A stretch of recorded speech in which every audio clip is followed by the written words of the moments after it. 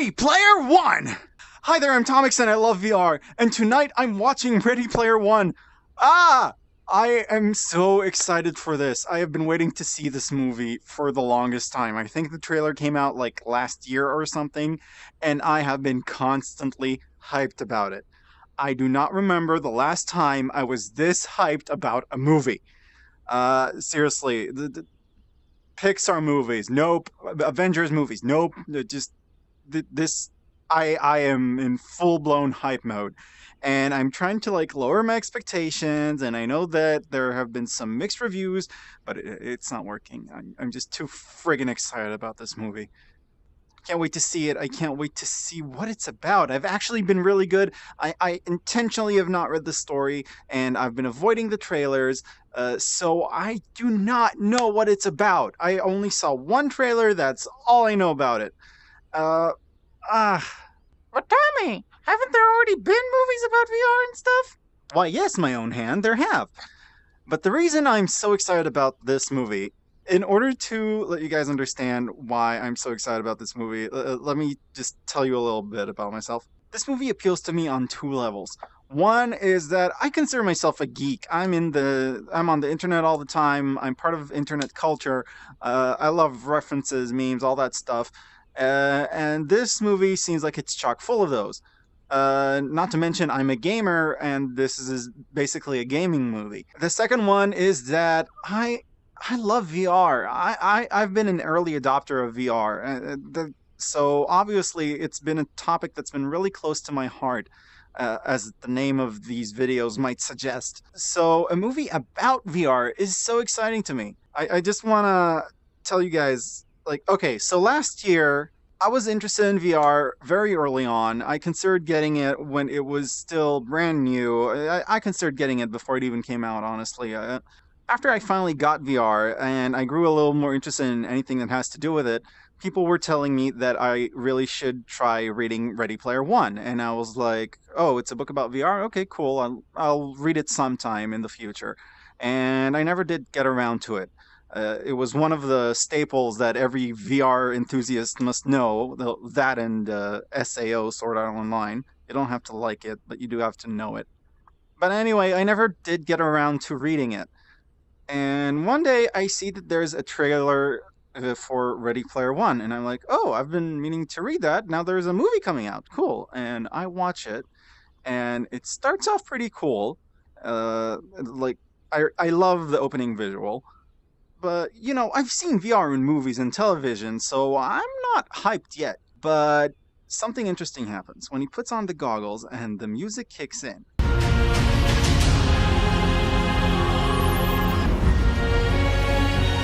This is when I got hyped. And it wasn't because of the visual. Again, I've seen VR in movies and television shows. It was nothing new for me to see some fantastic digital landscape. The reason I got hyped is because of that music. Those first notes, I don't know how many of you noticed it. Those are the first notes from Pure Imagination, the song from Willy Wonka and the Chocolate Factory, or Charlie and the Chocolate Factory, whatever, which is another movie I love, by the way. Both versions. But the reason that excited me is because they only put in those first few notes. They don't go into the lyrics or any of that. They just sort of hint at that song. Now, let me tell you what the words to Pure Imagination are. Please excuse me for reading them out loud like text and not like a song. I'm not much of a singer. Come with me and you'll be in a world of pure imagination. Take a look and you'll see into your imagination. We'll begin with a spin, traveling in a world of my creation. What we'll see will defy explanation. If you want to view paradise, simply look around and view it. Anything you want to, do it. Want to change the world? There's nothing to it. And as someone who has used VR, I felt that that is just such an accurate song to put in a trailer for a movie about VR. And again, they don't spoon feed you it. They don't get to the part with the lyrics in the trailer. They just hint at it. And that made me realize, okay, this movie is in good hands. It's someone who appreciates VR, knows what the fuck they're talking about, and also has some sort of creativity and knows not to like spoon feed you stuff and let there be subtext. This got me hyped. Then the trailer friggin' continues, and you start seeing all these pop culture references. There's Deadpool, there's Harley Quinn, there's the Iron Giant, there's all these characters, and I'm like, holy shit, holy shit. Uh, because okay, Ready Player One was written a year before VR was made commercially available for the general public, but people having pop culture reference skins is a very big part of it. And hello, Olivia. And the reason that I found that mind blowing is that I have VR and I have online VR, and you know what? That's what VR chat looks like. That is VR chat nowadays. People walking around in pop culture skins looking like their favorite characters from their favorite shows or movies or whatever. That's a thing, and whoever wrote this book predicted that. Not only that, but I understand that Oculus, the company that makes the Oculus Rift headset, any new employee that comes on board, they give them a copy of Ready Player One and tell them this is what VR should look like. And I still don't know what the book is about. I am crazy hyped to see it. And I have decided to sort of make like a fun day. Is that a word in English? I'm not sure. But I'm going to make a fun day out of it. So I'm going to the movies with friends, and I had them like make sure they're available today because like way in advance. And I got myself some weird popcorn thing that I've never seen before with cheddar and pepper. And I got myself some cola that's in the fridge, refrigerating. And I got myself this. This is nougat, and it's the best friggin' thing in the world. I know it doesn't look like much. It kind of looks like, I don't know, some kind of dry cake or something. But it tastes like Nutella in heaven had a baby. I should probably not be using babies as a metaphor for food. Also, in my backpack, I put a I Love VR logo pin. Uh, yes, I have pins of that. Shut up. And later, me and my friends are going to be coming back here to play some VR, and I am so excited. Uh, this movie, there's no way it's going to meet the hype that I'm building up for it. I mean, I'm excited like it's going to be like my new favorite movie or something, but I don't know if it is. But as much as I try to lower my expectations, I can't. So it's going to be what it's going to be. Okay, my friends are waiting. Next time you'll see me is probably either on my phone or after I get back home, and talk to you guys later. So, let's go and watch Ready Player One.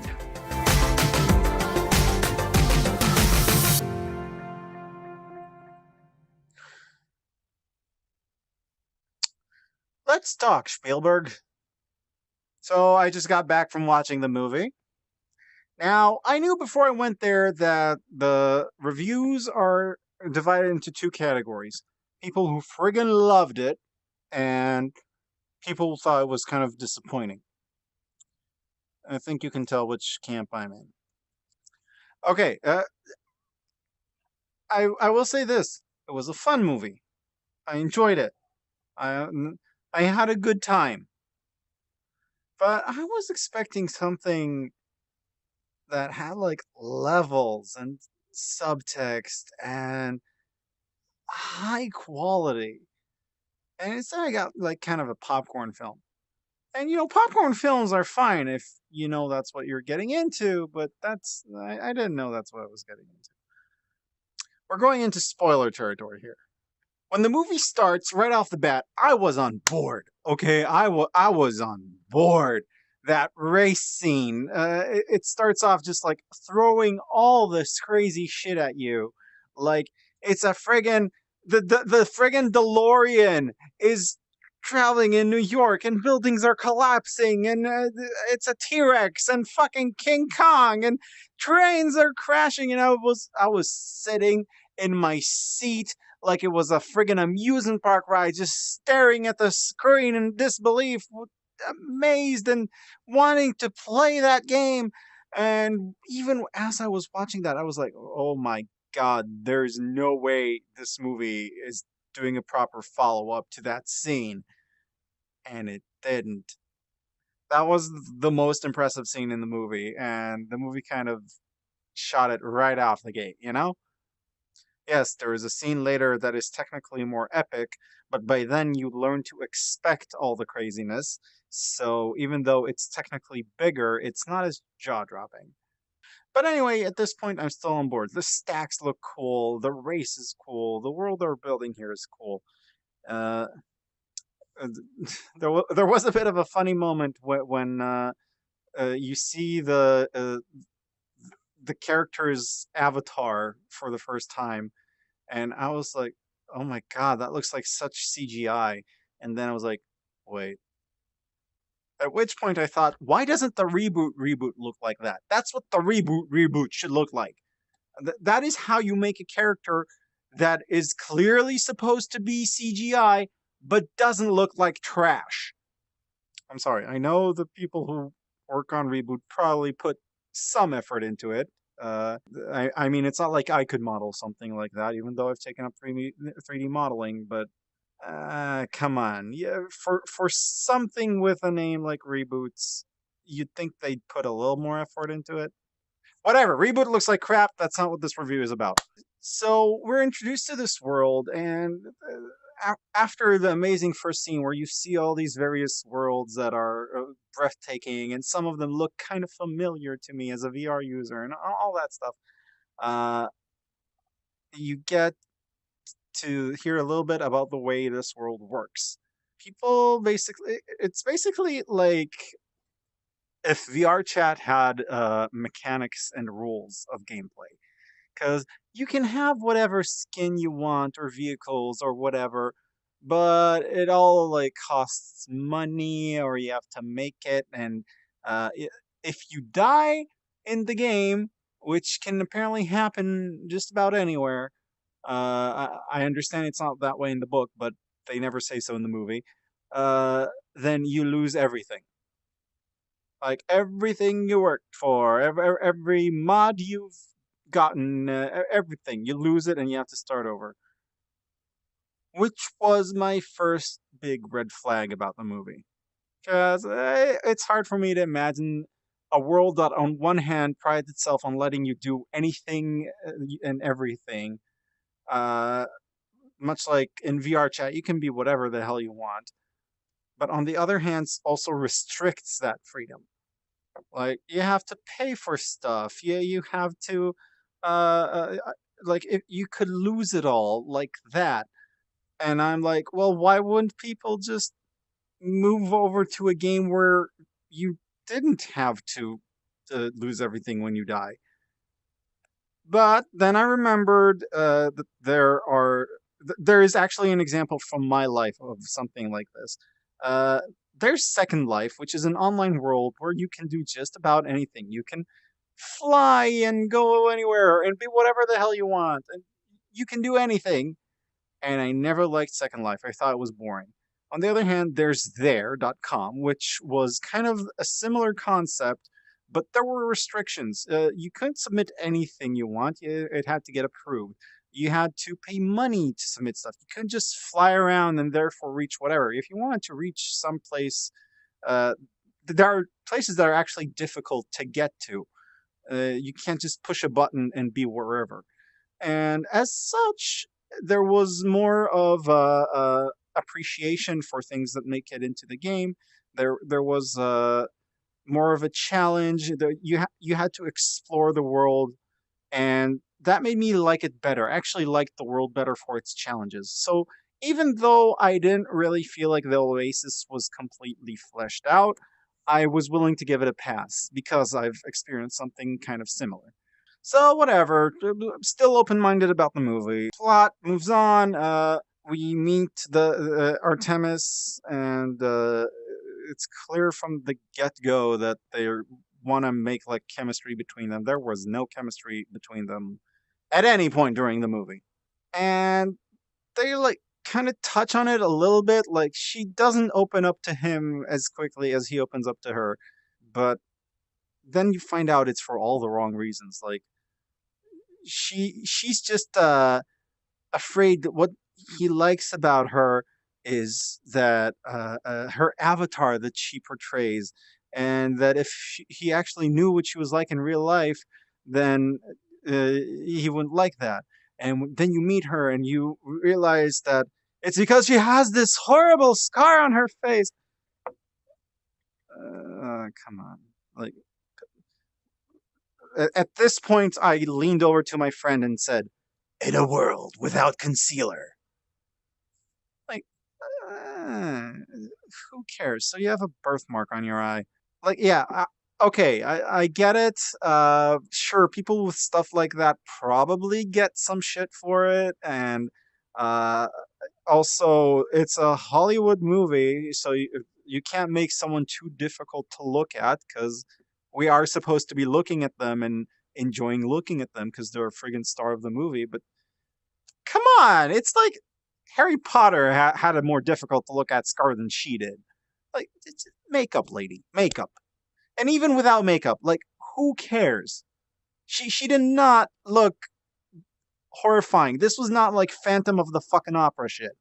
And they make this big deal about it and how he doesn't care about her hideous deformation because he likes her for the person she is that he got to talk to for like 5 minutes. They rushed the whole relationship. They rushed the romance. Yeah. By the way, just saying, in case anyone's wondering why I'm wearing my headset, even though I'm not actually in any game right now, it's just because the built-in microphone is way better than my webcam's microphone. That's it. So yeah, whatever. A rushed romance with little to no depth. Eh, not my favorite thing, but okay, movie. I'm still on board. Win me over. Win me over. And then it does. Like, some serious shit happens in the movie. Basically, he the main character gets caught up in this, I don't know, corporate scheme to take over the world, whatever. I'm simplifying it, but this movie simplifies things so much, I might as well do it too. Because what's a story without a corporate bad guy? But whatever. I mean, it can still be interesting, and they do stuff that's kind of interesting with it. But then the corporation tries to kill the main character in the real world, and he's not at home when they do it, and he runs home and sees the tower where he lived, the tower that was the opening shot of the movie, basically. Like, at the beginning of the movie, you see him uh, passing through all these floors, and you see all his neighbors. There's like a ballerina, and there's a surfer guy that's part of a family, the parents with kids, and uh, there's a lady who's like pole dancing or something, and a boxer, and a nice lady who tends to her flowers, and of course his own family, well, family, like his aunt that took him in after his parents died, and her kind of shithole boyfriend, and the corporate assholes blow up the building, and he is just standing there and he's looking at it, and it's a fantastic and horrifying shot where you see the tower he lived in explode, go up in flames, and start to collapse. And it collapses towards the camera and towards the main character. And I'm sitting there with my hands on my face, like, and I'll be honest, tears in my eyes at this point, because he's not only seeing the closest thing he has to a family and a home uh, explode, like people who are close to him are dying, but also his neighbors, people who had nothing to do with this, who don't even know him, families are dying because of this thing he got himself into. Obviously, a person would be horrified to see this and feel guilt, even if it was someone else's doing. They would feel horrible for even getting involved in something that would cause someone to do this. not directly, but he basically got a tower of people, neighbors, families, all of them died in fiery explosions because of him, and he just moves on like nothing happened. Not even kidding. Next scene is like him fucking flirting with Scar chick. Like, it's not even really brought up again. It's not. That's how much they fucking glance over it. This was the moment where I was like, okay, I guess this is not the movie I was expecting it to be. I'm not going to get any depth here. I'm not going to get any deep and moving subtext. I'm going to be spoon fed a plot, and I'm just going to have to kind of roll with the punches and accept what the movie is telling me to accept. Okay, these characters are supposed to have chemistry. Okay, these characters have chemistry. And I'll admit it was the right decision for me to do that because once I turned off my brain and like shooed away all the expectations I've had, all the hype that I've built up for a year, I was enjoying the movie fine. The action scenes were cool. They were cool. I mean, at some point, the Iron Giant is fighting Mecha Godzilla, and that's pretty much as cool as it sounds. But from this point, my enjoyment of this movie could basically be described with this little snippet from the Avengers. I understood that reference. Yeah, because I liked enjoying all the references I was getting, and there were a lot of references, and I definitely got a good part of them. And I like the ones that were a little less obvious, like the little sound cues when he throws the Zemeckis cube into the air, and you get like a little bit of the Back to the Future soundtrack. Uh, but yeah, at this point, it was kind of just like a get the reference, watch cool characters fight each other movie without much else to it. And that would be okay if I was going to see like Pacific Rim. I don't expect anything from Pacific Rim. If I'm going to Pacific Rim, it's because I want to see a giant robot fight a giant monster. I wanted a little bit more than that. And there was a bit more, but not much. The movie had its high points. It had funny moments. The Some concepts were cool and well executed, while others fell flat and I didn't get them. Why do the people have to run to a different stand in order to respawn? Why does the awesome gaming rig that the CEO guy has is basically a chair? It's a chair. Why would you need a chair in a world where you move around and walk? Plus, I thought that the boss writing his password on his chair would be a little throwaway gag, and it was fine as a throwaway gag, but it ended up kind of being a plot point. Also, like I kept calling things way before they happened. As soon as H, one of the characters, starts talking on screen, and it's like a clearly a modified voice. I lean over to my friend and say, "That's totally a girl." And shock, it's a girl. And they were playing it up like it was some kind of big deal. Whoever wrote that scene clearly has not been to VR chat, where it's like 90% of the population is kawaii lolly anime girls walking around sounding like this. If you've been in gaming long enough, you know it's not shocking when someone has a different gendered avatar. You're like, okay, whatever. I also called it when they play a trick on the CEO asshole and they make him think he's in the real world even though he isn't, which I don't see how that would really work in real life. I don't feel like it would. For various reasons, not the ones you might think. I think it's okay that he didn't realize he still has his gear on, because you know if something's immersive enough, you can sometimes forget you're in VR. But just all sorts of other stuff didn't add up. character interactions felt forced and weird, and I didn't always get what was happening. Which leads me to my biggest grievance with this movie. This could have actually been a fantastic movie if there was one little difference. If we were given time to get to know the characters, see a little bit of their background, see a little bit of who they are, what motivates them, what have they been up to, not just get throwaway lines telling us about it. There's a scene where he shoots his friend to save her in the real world. In order to do that, he basically has to kill her, which in this world has huge consequences. Like, she will lose everything that she has built up to this point. Okay, she already lost everything she had up to that point in the movie, but that, I'm just using this as an example. This problem exists in many other places in the film, so roll with me.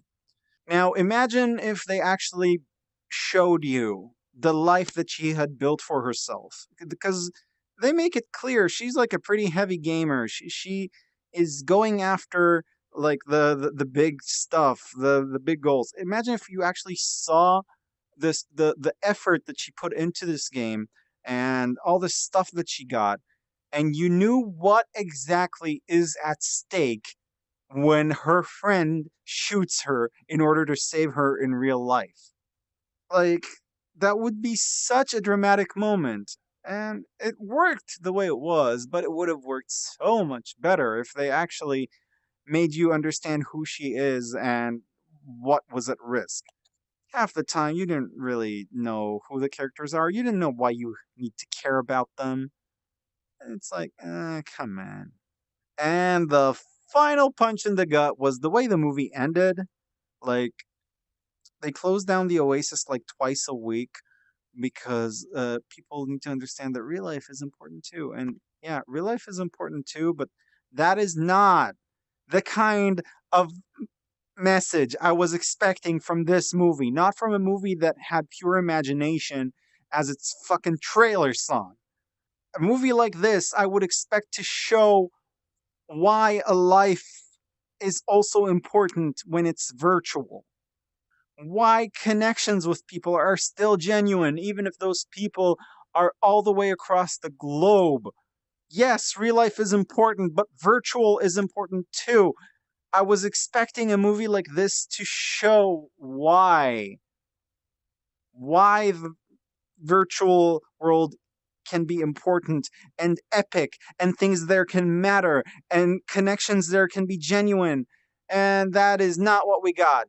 The connections in game did not feel genuine. Like the main character didn't even know anything about his so-called best friend slash only friend of 5 years, uh, who ended up being like someone he completely wasn't expecting. Like, he didn't know the first fucking thing about them. So the connection there wasn't very deep up until they actually meet in the real world. And same for the romance. The romance couldn't happen in the real world. Or they only really connected when they met in real life. And for a movie about how amazing a virtual world can be, the message at the end shouldn't be uh, don't care too much about virtual worlds. Real life is important too. Like, yeah, that is a valid message. It's just not the one I would want to see from a movie like this. I can't believe Adventure Time did a better episode about VR than this movie. The message at the end of the Adventure Time episode was basically to each their own. If you have stuff that you want in real life, go for it. If the virtual world is your life, that's kind of legitimate too, you know? There are people who struggle in the real world, and they need that escapism. They need that virtual world to socialize on their own terms, to have fun or do things that they can't do in real life. So to just kind of say, "Oh, we're closing down the virtual world. Go experience life." And there's people out there that are just like, "Okay, what? what do I do now? I have no friends. I have no social skills to make friends with. I have social anxiety. I have depression. I so many things, and it's just like stupid message. Stupid message. The virtual world is of different importance to different people for different reasons. You shouldn't lose sight of the real world, but you shouldn't dismiss the importance of the virtual one either. I understand the movie is very different from the book. I'm told the book is also kind of has its moments and has its flaws. I know a lot of people love it, but I'm being told this by a friend that has a very similar way of thinking to mine. I forgot where I was going with it. But anyway, yeah, they change a lot of things from the book, and from what I understand, these are not good changes. Again, these are things he told me. I haven't read the book myself. So if you just want to turn off your brain and watch like Back to the Future references and the Iron Giant fighting Mechagodzilla, then this is a fun movie. Go watch it, have fun. Just know what you're getting into, because I went into it expecting something deep or having like really inspiring concepts about what VR could do, and that's not what I got. I got like kind of a forced plot between all these tropes with a forced romance and an evil company and basically world market domination leading them to murder and everything. I just kind of expected better from someone who wrote something like Back to the Future. Like, Back to the Future is referenced so much in this movie that it kind of just made the comparison between the two keep coming to mind. Because anytime there was like a reference to Back to the Future in this flick, I was like, huh, Back to the Future. They set up the characters there so much better than they set up the characters here. In Back to the Future, you care about the characters and about what they're doing. Time travel is there sort of as a catalyst. They don't even do all that much time traveling, a friend pointed out in Back to the Future. They time travel like what, twice per movie? Most of the movie is spent getting to know the characters, their motivations, their aspirations, what's at stake for them, how they feel about what's at stake for them, so you care when things happen. Here, that does not happen. Here, it's about, I don't know, cool fight scenes and nifty CGI effects, and uh, and the guy who plays a guy who's clearly Jeff Kaplan. Can I just say that out of all the references and the characters from like Overwatch or whatever, my favorite character from Overwatch was Jeff Kaplan in this movie. I know it wasn't Jeff Kaplan, but it was clearly Jeff Kaplan. Jeff Kaplan is the guy who created Overwatch, for those of you who don't play Overwatch. He has a very distinct style of talking and mannerisms that kind of resemble one of the characters, a game developer in this movie. So yeah, I didn't like the message. I didn't like the writing. Uh, there were parts I liked, but they were not enough to really make this a 10 out of 10 film for me. I will say one thing about this movie. It did kind of make me excited to think about what could happen with VR, in the sense that I was like, wow, what if I went into Rec Room and Rec Room created this like whole new epic quest thing, uh, beyond just like game modes that you go into for like 2 seconds and leave. Like, what if you could go on an actual epic adventure in VR? And that is a concept that I would love to see. I would love to see this big epic tale that is not just like a game that anyone can download and play. No, I'm talking about like something that would really make you feel special. Like you're discovering this story that that's either not either not everyone gets to see or not everyone gets to see from exactly the same angle. And you get to discover things that are not hidden in plain sight. And just thinking about that was really exciting for me and interesting, and made me wonder, what are we gonna see that might have something to do with that. But other than that, I don't know. I was just kind of left there wondering what all the good reviews I saw about this movie were talking about.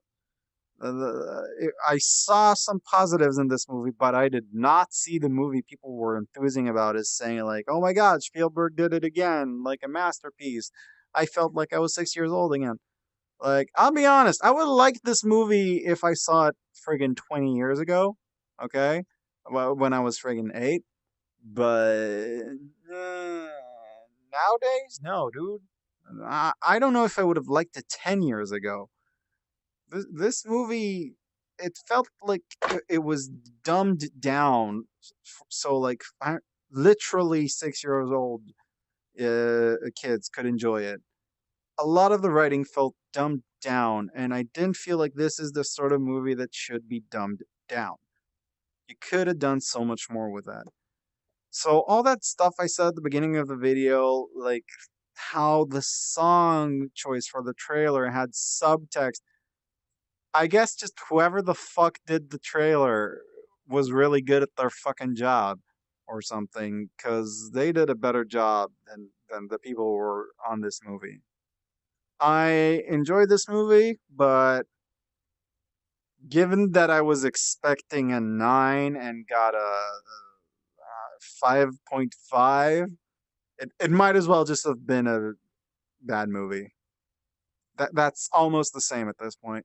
Now I knew I would get disappointed, so in that sense, it met expectations because I knew there was no way it was going to live up to the crazy hype I had for it. But still, I was hoping I was wrong about that. I was hoping it would be as good as I thought it could be. But oh well, that's my opinion of Ready Player One. I'm assuming if you guys watch my review, then you either saw it yourselves or have no intention of seeing it. But at least if you do, you have a basic idea of what to expect from it and not to get your hopes up. I'm hoping we'll get to see more good stories that take place in VR. I don't know if it's going to happen anytime soon, but I'm hoping we'll get to see them. But until next time, I'm Tomix, and I love VR. And this ain't why.